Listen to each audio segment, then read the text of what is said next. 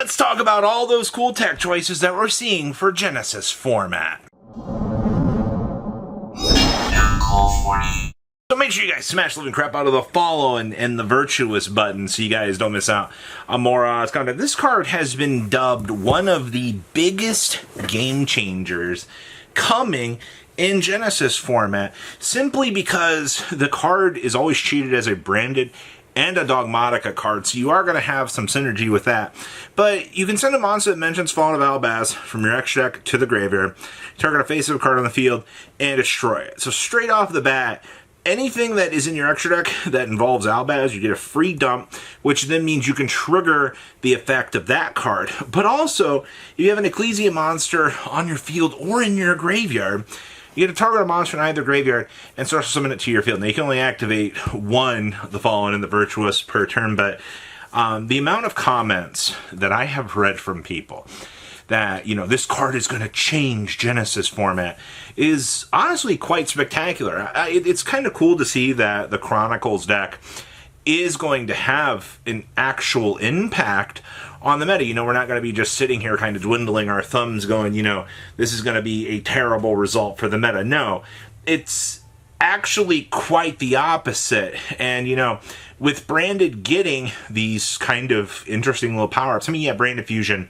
is still worth 33 points in this format, which is a little bit ridiculous in the grand scheme of things, but, I mean, Branded would be one of the best decks that you could be throwing around. That's what happens when, you know, you see the best fusion deck really toppling down from the top. So it comes down to card variety and card choices, but I think something like this would be a very optimized choice that we would be seeing, honestly, making a splash on the meta. So, all right, you've got my attention.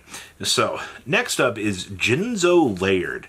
When was the last time that you heard that name? So this is 2 level 6 monsters, 100% entirely generic. And you know what? I've seen Odeon playing this. So I'm going to detach material from this card. Target a face-up monster your opponent controls. Take control of that monster until the end phase, but it cannot activate its effects or declare an attack. If a trap is on the field, you contribute a monster, and if you do, destroy 1 face-up card on the field. So you get a couple of interesting things with this. So we can basically detach, take control of something that the opponent has, and then if there's a trap, we just get to go ahead and tribute, and then also do the destroy a face-up card on the field. So basically, whatever you're taking from your opponent, you could use as your own. Now, this format does not have link monsters.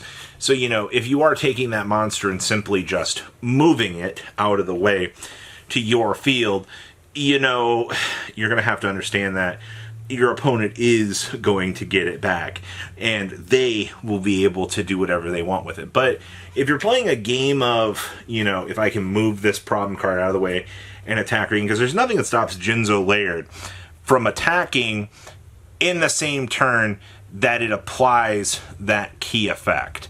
And I think that's kind of an important thing to consider here. You know, moving things out of the way is a resource that really, you know, no restrictions. Also, it is 2 level 6. Like I said, there is no restriction to this. Odeon still kind of remains one of the strongest decks in Genesis format at the current juncture. We will have to wait and see if, you know, there are point changes to this, but until then, maybe you want to look at Jinzo Layered as an option for the extra deck, just to kind of decide, you know, do I need to make an adjustment to this, or, you know, is there a better rank 6? I don't really think that there is. Dogmatika Fleurdelis, the Thunderbolt. Now, this is one of the cooler cards that I've been seeing come up. Now, remember, during the main phase, if a monster special summon from the extra deck is on the field, all right, as long as your opponent has done something, or if you've done something, this is a free special from the hand.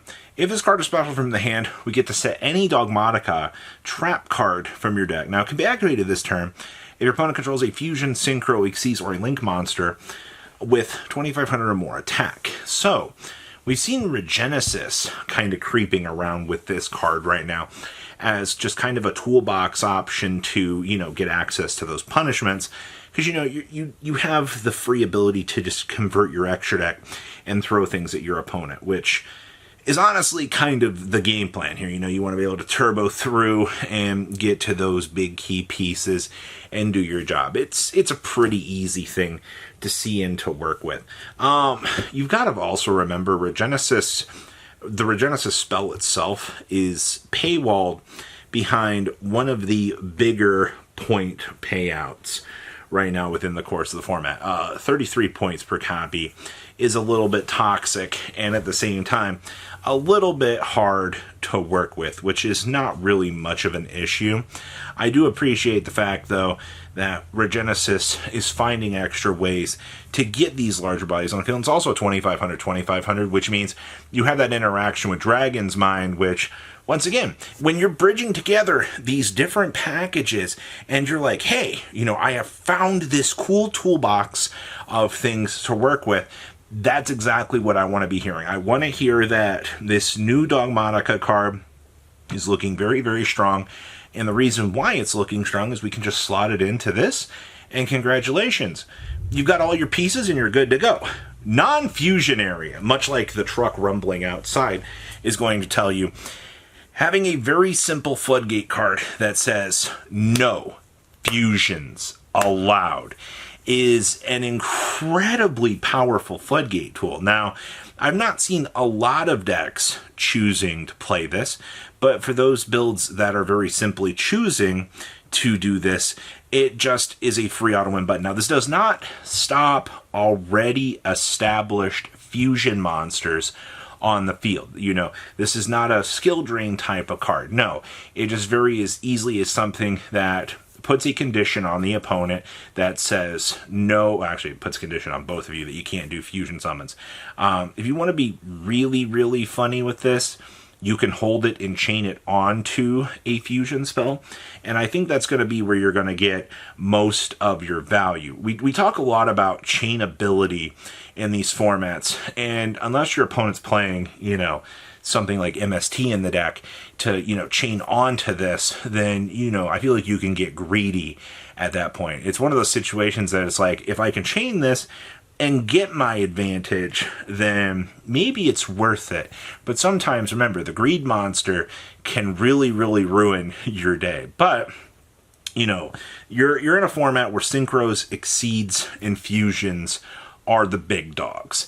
And we have enough generic tools to kind of shut out these certain packages from, you know, getting a chance to do the thing. And once again, I mean, actually, Despy has been picking up steam in this format too, in its current form. I mean, Branded Fusion does have that point restriction, but, you know, we did say the Fallen and the Virtuous might be making that little tipping scale that, you know, you want to be seeing in a format like this. So a lot to kind of think about on that front. And then we have the Radiant Typhoon package. Holy crap, man.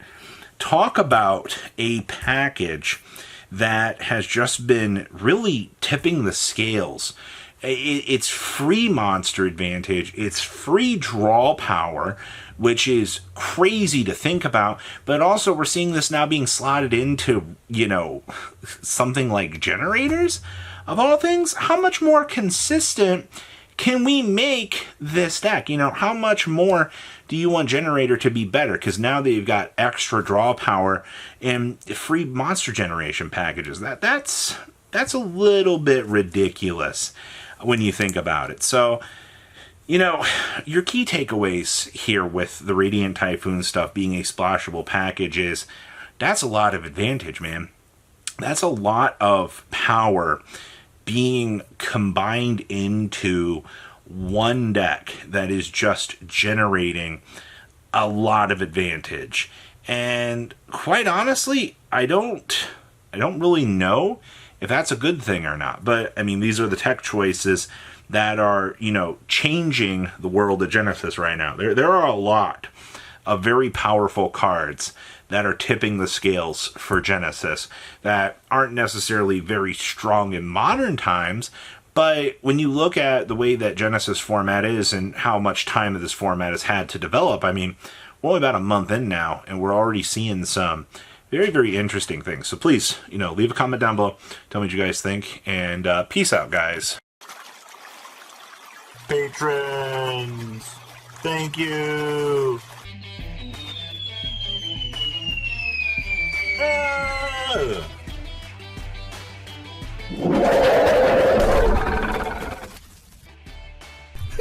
you so much for watching. Check out these other videos.